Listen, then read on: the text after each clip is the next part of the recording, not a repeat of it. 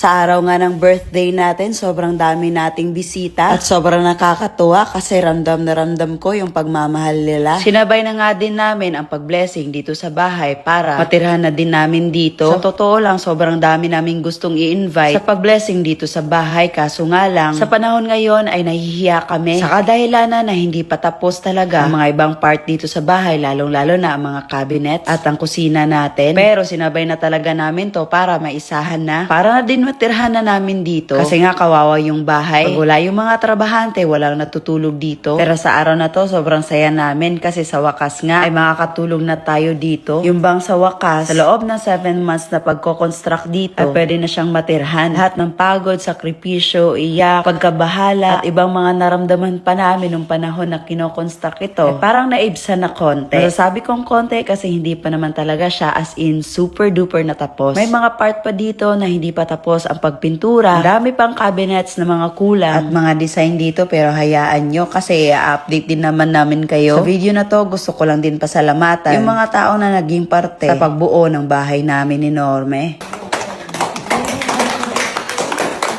Nagkaroon man tayo ng maraming problema dito sa pagpagawa ng bahay. Hindi man ito naging perpekto, ang mahalaga ay natapos na ito. Salamat sa pag-unawa sa mga tao na nanatili simula nung una hanggang sa dulo. Sa mga taong nag-rescue sa amin sa mga problema namin dito sa bahay. Sa mga taong nag-congrats sa amin at naging masaya para sa amin. Sabi nga ng iba, siguro wala kayong problema kasi palagi naman kayong masaya. Na ang bait-bait nga daw namin, naku po. Normal na tao lang din po kami na nagagalit, nalulungkot, nasasaktan at minsan mababa lang yung pasensya. At thankful din naman kami sa mga tao na nakakaintindi din sa mga nararamdaman namin, lalong-lalo na dito sa pagpagawa ng bahay kasi sobrang nakaka-stress talaga. Financially, emotionally, at lahat na lang talaga ng syali. Nakakatuwa nga lang kasi may mga iba din na nagtatrabaho dito na nagme-message sa akin na, "Ma'am, kung may kailangan ka, sabihan mo lang ako." Kasi nga sobrang stress nyo na tignan. Yung bang ang sarap sa pakiramdam na kahit papano may mga tao din na concern at nag-iisip sa kapakanan mo. Bihira ka lang talaga makakita ng mga ganoong tao. Oo, hindi naman talaga lahat perpekto at given naman na talaga yon. Pero ang kagandahan lang sa iba, nagkamali man, ay bumawi talaga. Tulad na lang yung electrician at plumber na nang iwan sa amin nung nagkaroon kami ng problema sa leaking dito sa bahay, ay bumalik talaga siya. Nakakatuwa nga lang din tong mga tao natin sa mga store ay nag-effort talaga sila ng mga flowers para sa akin. Parang ganun lang din talaga dito sa bahay namin. Dati nagkakaroon din naman kami ng mga problema sa mga store namin. At masasabi ko talaga na makakahanap din talaga kami ng mga tao na mababait na hindi mo na kailangan ma-stress kasi may kusa na. Dito nga din sa pagpagawa ng bahay, tinutulungan din nila tayo sa paglinis at pag-asikaso. Ito mga pictures na fina-flash ko, ito yung mga natanggap ko na gift. Sobrang dami, diba? Kaya maraming salamat talaga sa inyo. May iba nga din dito na hindi ko na pala na-picturean. At nung gabi nga, may special na bisita tayo.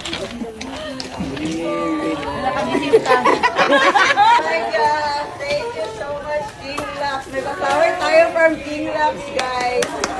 It's a prank ako talaga. Happy birthday sa Panggulo. Pangulo. Hi, nice to meet you. Isang bagong buong lechon. Para kay King Lux daw, oh. Power. Ay, pasaway ka. Happy birthday pa rin.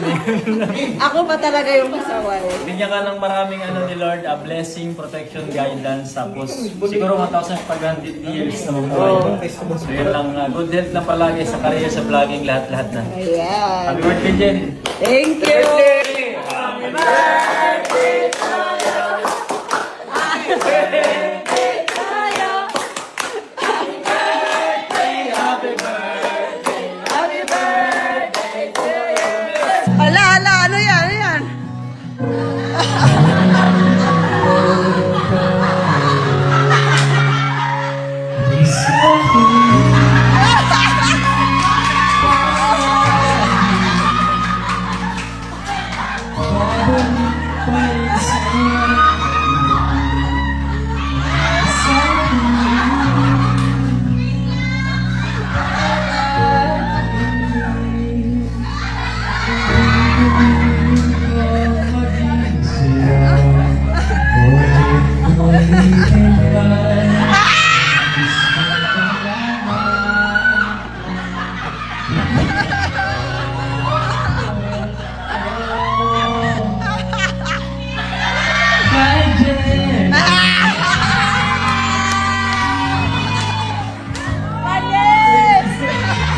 Grabe, sobrang saya ko talaga sa araw ng birthday ko. Dahil syempre sa mga biyaya na dumadating at sa pagmamahal ng mga tao na nakapaligid sa amin.